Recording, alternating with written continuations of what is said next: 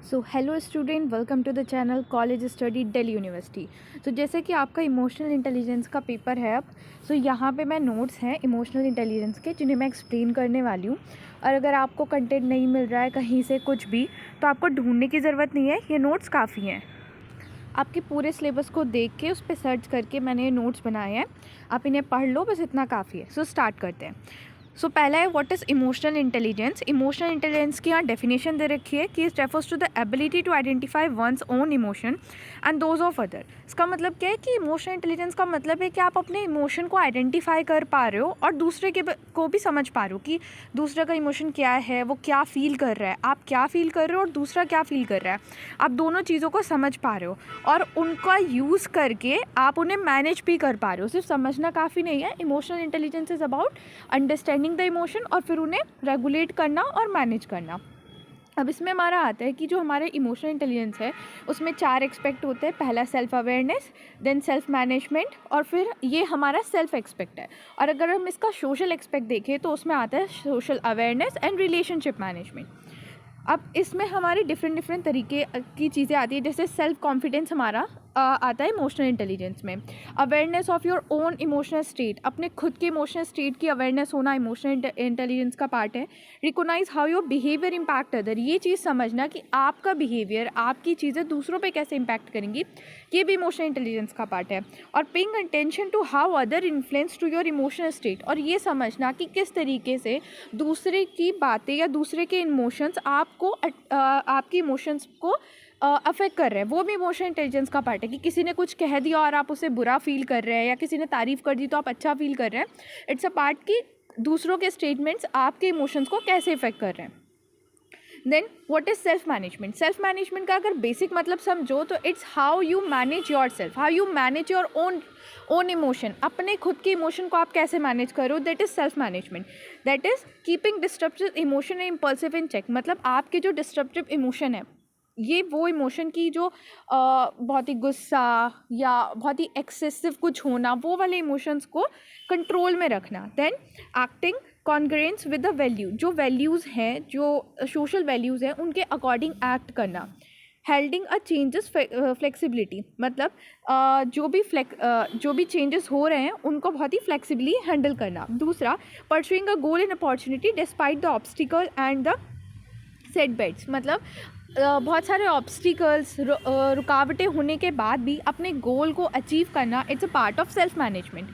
Then here is social awareness. Social awareness का मतलब है कि आप अपने चारों तरफ की जो चीज़ें हैं ना, उनसे अवेयर हो कि कैसे लोग आपके चारों तरफ है, वो क्या सोच रहे हैं, उनके इमोशंस क्या हैं, उनकी सोशल वैल्यूज़ क्या है, उनको समझना इज़ अबाउट सोशल अवेयरनेस। कि आप सेल्फ सेंट्रिक नहीं हो रखे हो, आप बाकियों को भी समझ रहे हो। It's like liking up on a mood और इन अ रूम। मतलब इसका मतलब ये है कि आप दूसरों के मूड को समझ रहे हो। Caring about what other are going through, आप ये समझ रहे हो कि दूसरे किस फेज से गुजर रहे हैं, उनके इमोशंस क्या है, उन पे क्या बीत रही है। Caring about what the other person is really saying, और ये भी समझना कि एक इंसान अगर कुछ कह रहा है तो वो क्या कह रहा है, किस इमोशन से कह रहा है, किस सिचुएशन में कह रहा है। That is about social awareness. Then is relationship management.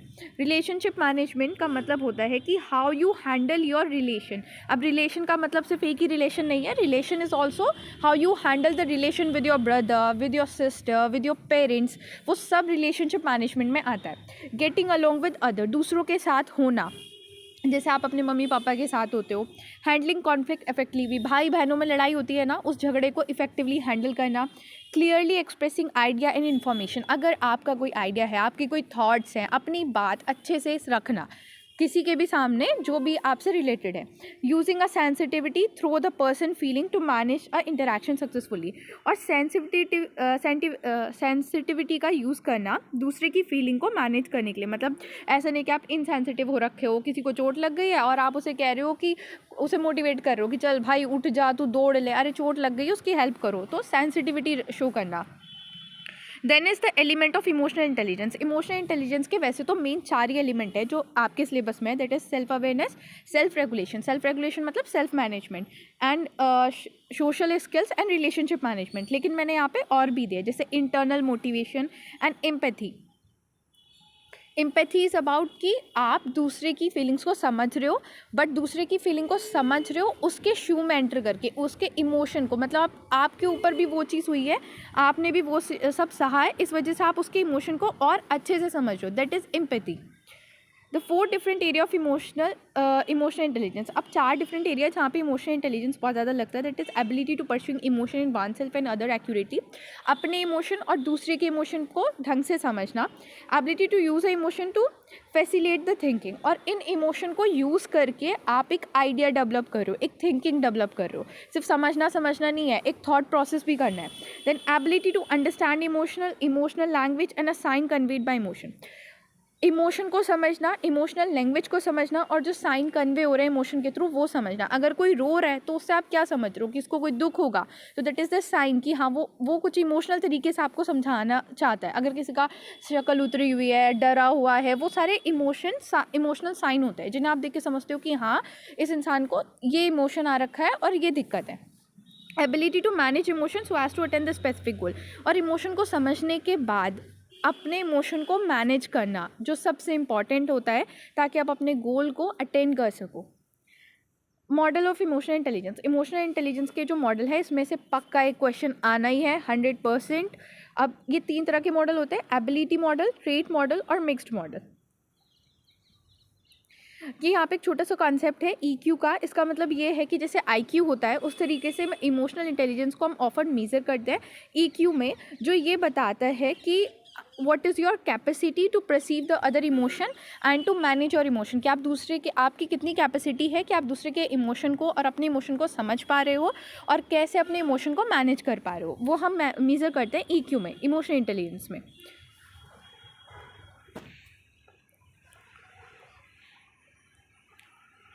अब now the first model is ability model. This model avoid emotion as vital information source that able a person to make a good use of the social environment. ये model ये कहता है कि जो emotion है वो बहुत ही इम्पॉर्टेंट वाइटल इन्फॉर्मेशन है, मतलब बहुत ही इंपॉर्टेंट इन्फॉर्मेशन सोर्स है जो एक इंसान को सोशल इन्वायरमेंट का अच्छा यूज़ करने में मदद करती है। According to this model an individual ability to process the emotional information vary from one person to another and certain adapted behaviour manifest them in this ability. मतलब ये कहता है कि हर एक इंसान की जो एबिलिटी होती है ना वो अलग होती है। एक इंसान दूसरे इंसान से ये इमोशनल इन्फॉर्मेशन को प्रोसेस करने में अलग होता है कि मेरी कैपेबिलिटी ज़्यादा अच्छी है, मैं ज़्यादा अच्छे से सामने वाले के इमोशन को समझ पा रही हूँ एज़ कम्पेयर टू मेरे साथ कोई दूसरी बंदी है, वो दूसरे के इमोशन को इतने अच्छे से नहीं समझ पा रही। सो एबिलिटी डिफ़र करती है according to individual. The model further prosper a 4 ability type, और इसमें 4 एबिलिटी टाइप है। ये 4 एबिलिटी बहुत इंपॉर्टेंट है। आपको अगर ऊपर की 2 लाइनें, ये 2 जो पॉइंट है वो याद भी ना रहे तो आप इन 4 एबिलिटी मॉडल को बहुत अच्छे से याद कर लेना, आप इन्हें अच्छे से लिख कर आना, ये काफ़ी हो जाएंगे फिर भी। परसीविंग ऑफ इमोशन, पहला दूसरे के इमोशन को परसीव करना, समझना कि जैसे कोई डरा हुआ है तो आप उसे देख के समझ पा रहे हो कि डरा हुआ है। यूजिंग ऑफ इमोशन, उस इमोशन को यूज़ करना, अंडरस्टैंड करना, और फिर इनिशिएटिंग द इमोशंस को इनिशिएट भी करना। तो ये 4 है, perceiving the emotion, using of emotion, understanding the emotion and initiating the emotion. दूसरा आता है हमारा trait model. Trait emotional intelligence refers to as constellation और behaviour disposition and self perception regarding a person ability to recognise a process and utilise the emotional information. Trait model ये कहता है कि एक इंसान के अंदर जैसे बाकी ट्रेट्स होते हैं जो बाय बर्थ आते हैं, वैसी ट्रेट मॉडल ये बोलता है कि ये एक इंडिविजुअल का ट्रेट है जो बाय बर्थ उनके अंदर आता है और ये उनकी पर्सनालिटी में ऑलरेडी होता है। वहाँ पे ऊपर बोला गया था कि ये एबिलिटी होती है जो आप डेवलप कर सकते हो, लेकिन ट्रेट मॉडल कहते हैं कि एबिलिटी नहीं होती जो आप डेवलप कर सकते हो, ऑलरेडी आपके आप जैसे जिस जहाँ से आ रहे हो उस जीन्स या कुछ ऐसे करके आपके अंदर खुद से होता है as a part of your trait. And इस मॉडल को दिया था कॉन्स्टेंटिन एजल पेट्रिस ने। And this model distinguishes the emotional intelligence from emotional intelligence as an ability-based concept by stating that people have emotional traits as a part of their personality. देखो मैंने वही बात अभी बोली कि ये इमोशनल इंटेलिजेंस के एबिलिटी मॉडल से इसलिए अलग है क्योंकि ये कहता है कि इमोशनल इंटेलिजेंस एक ऐसा ट्रेट है जो as a part of their personality होता है, जो खुद से आता है। So it is defined as the set of emotional self perception found at a bottom of personality hierarchy that can be measured using a trait emotional questionnaire.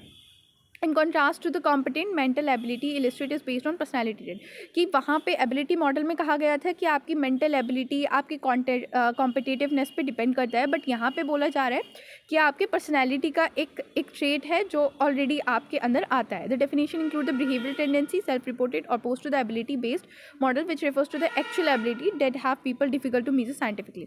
सो आप इसको पूरा पढ़ लेना वीडियो को पॉज करके और इसे याद कर लेना.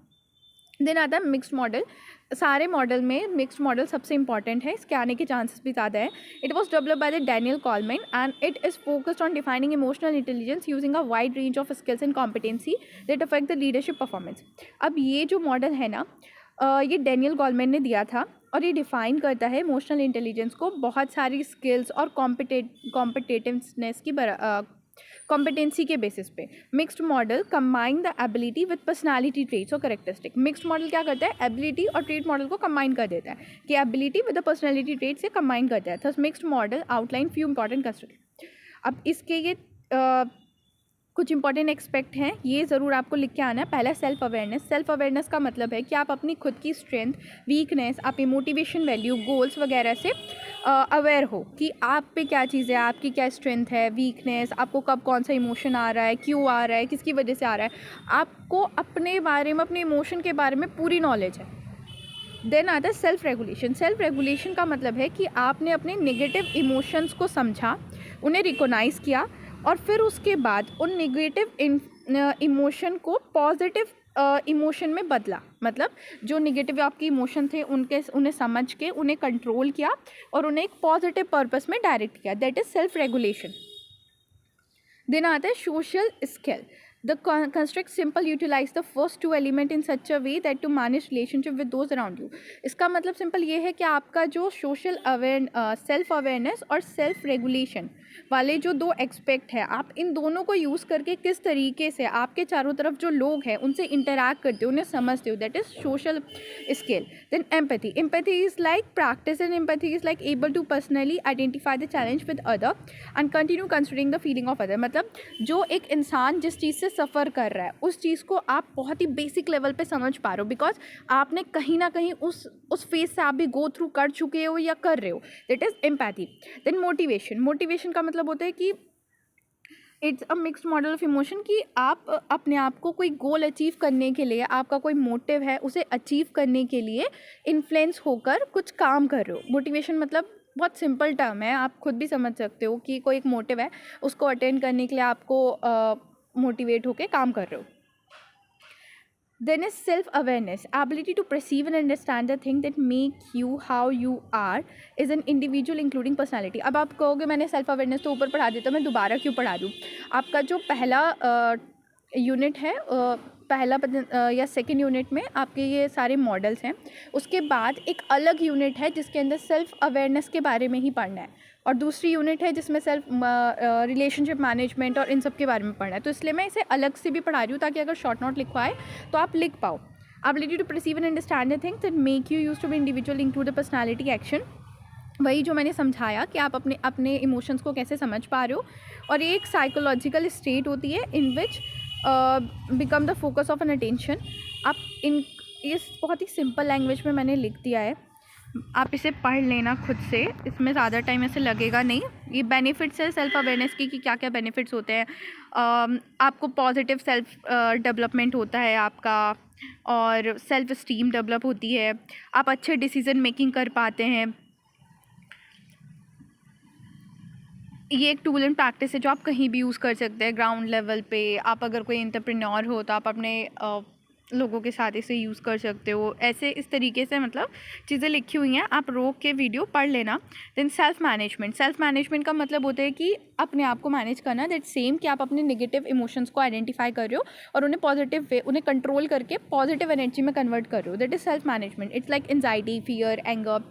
अब इसमें क्या होता है, refers to process by individual influence which emotion they have. आप समझ पा रहे हो कि कौन सा इमोशन आपका है, कब है, and how they express their emotion and feeling. आप ये तीनों चीज़ समझ पा रहे हो कि which emotion they have, when they have, and how they express their feeling. अब इसके अंदर इमोशनल रेगुलेशन ऑटोमेटिक होता है. ऑटोमेटिक मतलब goal driven, change to the emotional experience. Controlled होता है कि आप उसे कंट्रोल कर रहे हो. Conscious then unconscious. अनकॉन्शियस काफ़ी कॉम्प्लेक्स मेंटल एक्टिविटी होती है जो आपकी अवेयरनेस के बगैर हो जाती है, तो इनकी सिर्फ रीडिंग करने की ज़रूरत है। मैंने बहुत डिटेल में चीज़ें लिखी हैं, आप बस रोक के एक बार पढ़ोगे आपको समझ आ जाएगी।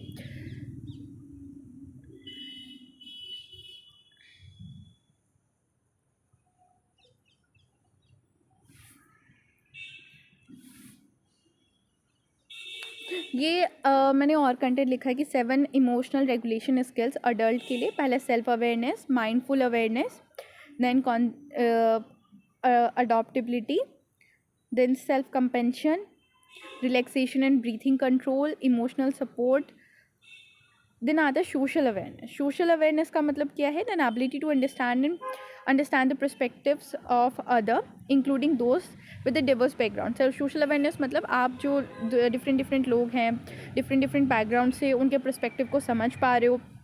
इसमें क्या होता है कि आप डाइवर्सिटी को अप्रिशिएट करते हो, कि आप ऐसा नहीं कि आपका एक ही ग्रुप है। जैसे आप मान लो आप कोई रिलीजन में ले लो, आप हिंदू हो तो आप सारे हिंदुओं के बीच में ही बैठ रहे हो, आप दूसरी कम्युनिटी के बीच में भी बैठ सकते हो, दूसरे रिलीजन के कम्युनिटी के बीच में। आप डाइवर्सिटी को सेलिब्रेट करके अपने आप को कि लोग क्या सोचते हैं, कौन से रिलीजन का कौन सा पर्सपेक्टिव है। अगर आप गुजरात से हो तो ज़रूरी नहीं कि आप गुजराती लोगों में बैठो, आप और भी महाराष्ट्र और किसी लोगों में भी बैठ के चीज़ें समझ सकते हो। That is appreciating a diversity. Understanding other emotion, दूसरे के इमोशंस को समझना, एम्पैथी डेमोन्स्ट्रेट करना, रिस्पेक्ट शो करना, ये सारे इसके एक्सपेक्ट हैं। और ग्रैटिट्यूड प्रैक्टिस करना, डिस्कवर वेरियस, मतलब काफ़ी चीज़ें मैंने इसमें लिखी हुई हैं काफ़ी डिटेल में। इतना मैं अगर करूँगी सारी तो वीडियो बहुत लंबी हो जाएगी। देन आता है next topic, effective communication. Communication क्या होता है? पहले तो ये समझो, कम्युनिकेशन एक प्रोसेस होता है जिसमें आप अपनी बात को दूसरे तक पहुंचाते हो। That is exchange of thought और idea between the individual. This common system like symbol, sign और बिहेवियर और लैंग्वेज। और ये 2 वे होता है जहाँ पे एक इंसान सुन रहा होता है, दूसरा इंसान बोल रहा होता है। बहुत ही नॉर्मल चीज़ है, मैसेज सेंड करा जाता है, एक्सप्रेस करा जाता है। अब इसमें ना आपके सिलेबस में ये है कि tip to effective communication, how you can be have a effective communication. तो मैंने यहाँ कुछ काफ़ी सारी टिप लिखी है, 7-8 भी याद रहेंगे आपको, चल जाएगा। Smile always before starting communication. जाके गुस्से में खड़े होकर कम्युनिकेशन करोगे तो ऑफकोर्स अच्छी नहीं होगी, सामने वाला ये सोचेगा अरे ये तो लड़ने आ गया फिर से। Give your listener sincere appreciation, then clearly express your idea thought using a simple and concise language. अपनी जो भी बात है वो दूसरे वाले को समझाओ ढंग से। Give your full attention to the person speaking. जो इंसान बोल रहा है उसे पूरी अटेंशन दो, उसकी बात सुनो, ऐसे नहीं कि आप पबजी खेलने पे लगे पड़े हो।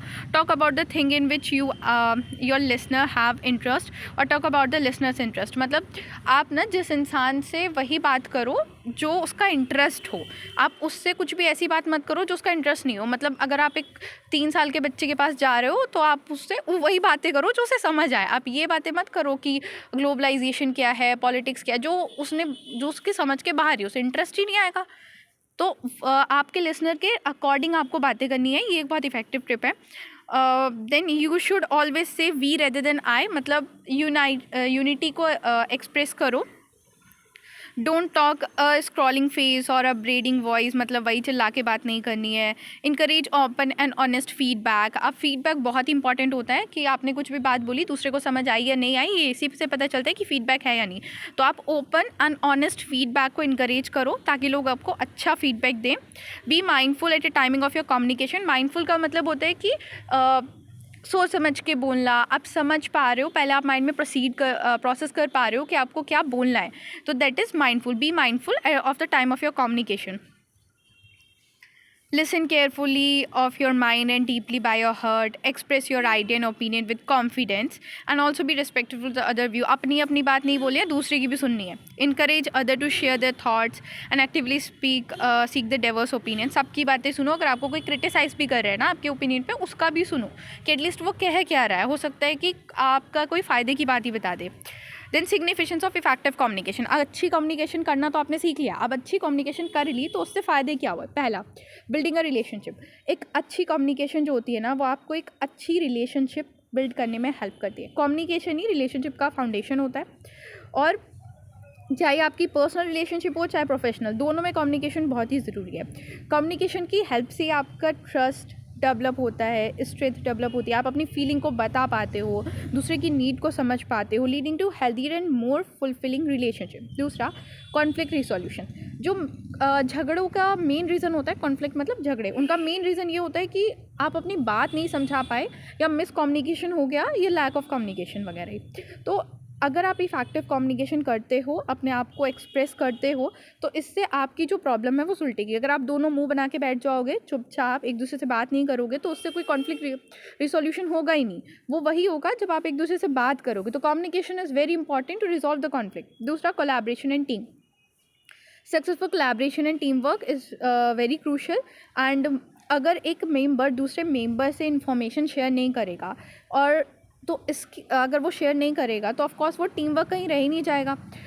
एफर्ट्स को कोऑर्डिनेट करने में बहुत ही अच्छा रोल जो होता है वो कम्युनिकेशन प्ले करता है। क्योंकि अगर कोई टीम मेंबर कुछ भी कर रहा है, तो दूसरे टीम मेंबर उसे फीडबैक दे रहे हैं, या एक टीम मेंबर को कुछ पता है तो दूसरे को बता रहे हैं, तो बताएगा कैसे? कम्युनिकेट करके। सो कोलैबोरेशन और टीम वर्क में भी बहुत इंपॉर्टेंट होता है। देन वर्क प्लेस पे इंपॉर्टेंट होता है कस्टमर को सेटिस्फाई करने में। देन पर्सनल डेवलपमेंट, आपके खुद के डेवलपमेंट में कम्युनिकेशन बहुत ही ज़रूरी होता है।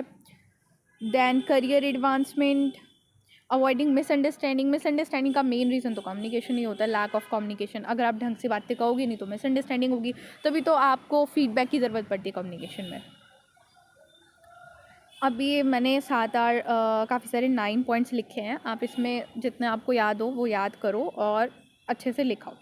Then difficulty in effective communication, क्या क्या डिफ़िकल्टी एक अच्छे कम्युनिकेशन ना होने का क्या क्या कारण है। एक तो लैंग्वेज बैरियर। लैंग्वेज बैरियर का मतलब ये है कि मान लो मैं पंजाबी हूँ और मेरे साथ जो मेरा फ्रेंड है वो तमिलनाडु से है।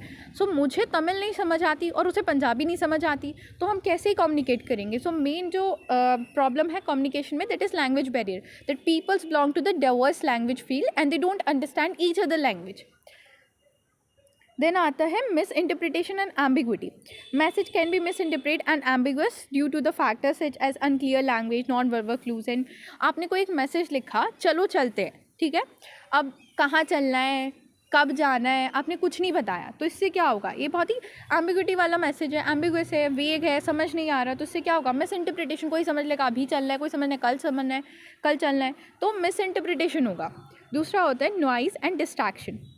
अगर आप कोई बात बोल रहे होते हो, तो बहुत सारे, मान लो मैं कोई बात किसी को समझा रही हूँ और चारों तरफ ढोल बज रहा है, तो मेरी बात दूसरे को समझ में नहीं आएगी, बिकॉज वो जो ढोल है वो नॉइज़ का काम करे, दैट इज़ डिस्ट्रैक्शन का काम कर रहा है। तो noise and distraction. Other emotional barriers, अब इसमें पूरा जो मैंने इमोशनल इंटेलिजेंस समझाया आप उसमें पूरा लगा सकते हो। इमोशनल बैरियर्स का मतलब ये है कि अगर कोई इंसान इमोशन में होता है ना, मान लो इमोशन मैं ले लूँ एंगर, अगर कोई इंसान गुस्से में है और मैं उसे कोई बात समझा रही हूँ, तो उसकी समझ में बिल्कुल नहीं आनी, कुछ नहीं समझ आना उसे, तो दैट इज़ इमोशनल बैरियर्स। लेकिन अगर वही इंसान शांत है और मैं वही बात उसे समझा रही हूँ, तो उसे समझ आएगी, because the emotional barriers has no there. Lack of active listening. अब लैक ऑफ एक्टिव लिसनिंग मतलब आपने कभी स्कूल में खड़े होकर एक लंबी स्पीच सुनी है, वो बहुत लंबी होती चली जाए तो आप अच्छे से सुनोगे ही नहीं, आपको लास्ट की बातें तो समझ ही नहीं आएंगी, क्योंकि आपने स्टार्टिंग की स्पीच सुनी है, आपका ध्यान फिर कहीं और चला गया, तो that is lack of active listening, आप सुन ही नहीं रहे हो। Then non verbal communication.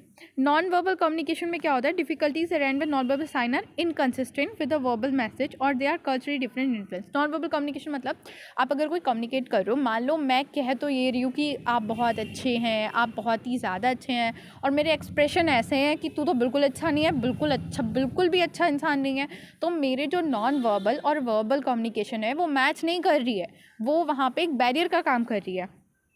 Next आता है इन्फॉर्मेशन ओवरलोडेड।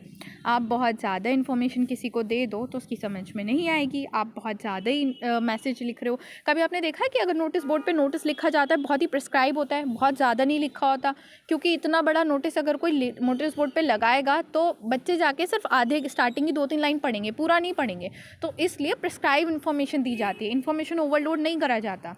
देन हायरार्की और power dynamics, culture and diversity consideration, technological challenges, ये सारी चीज़ें थी। आप ये बाकी के पॉइंट खुद से पढ़ लेना। Then 3 way to measure the emotional intelligence, ये टॉपिक काफ़ी इंपॉर्टेंट है, मॉडल्स के बाद ये टॉपिक सबसे ज़्यादा इंपॉर्टेंट है, किस तरीके से आप इमोशनल इंटेलिजेंस को मेज़र करते हैं। तो एक तरीका होता है सेल्फ रिपोर्टिंग। सेल्फ रिपोर्टिंग का मतलब क्या होता है कि आप अपने इमोशनल इंटेलिजेंस को खुद से मेज़र कर रहे हो, खुद से रिपोर्ट कर रहे हो, इवोल्यूट कर रहे हो। It's a good way to understand the candidate perception of them self, but it's tactic has a some limitation. मतलब ये जो टेक्निक है इसकी कुछ लिमिटेशन भी है। आप खुद से अब देखो, आपको अगर ये नहीं पता इमोशनल इंटेलिजेंस क्या होता है और आपके पास एक अच्छी इमोशनल इंटेलिजेंस है ही नहीं और आप खुद ही उसे मेज़र कर रहे हो, तो आप कैसे ही मेज़र करोगे। मतलब यही हो गया ना, आपको आता तो है नहीं, टेस्ट में आपने कुछ आता नहीं था और मैम ने कॉपी चेक करने के लिए आपको ही दे दी, तो आपको जब आंसर आता ही नहीं तो आप चेक कैसे करोगे। तो यही इसकी लिमिटेशन है कि सेल्फ रिपोर्टिंग आप तभी करोगे ना जब आप उसमें अच्छे होंगे। अगर आप उसमें अच्छे ही नहीं हो तो आप रिपोर्ट कैसे करोगे। It is a solid way to measure interactive like those found in a personality, but वही लिमिटेशंस इसकी हैं। दूसरा आता है अदर रिपोर्टिंग। अदर रिपोर्टिंग का मतलब होता है कि कोई और आपकी रिपोर्टिंग कर रहा है। It flip the self reporting. इस सेल्फ रिपोर्टिंग को फ्लिप कर देता है एकदम। Script in text other with EI rating with other. मैंने ऊपर EQ बताया था ना, उसी की हेल्प से जो इमोशनल इंटेलिजेंस है वो दूसरे लोग आपका मेज़र करते हैं। EQ emotional, it is also called a observer rating. इसे observer EI rating with other, मतलब इसमें ये होता है कि कोई और सामने वाला बंदा बैठ के आपको रेट कर रहा होता है, इसे ऑब्जर्वर रेटिंग भी कहते हैं।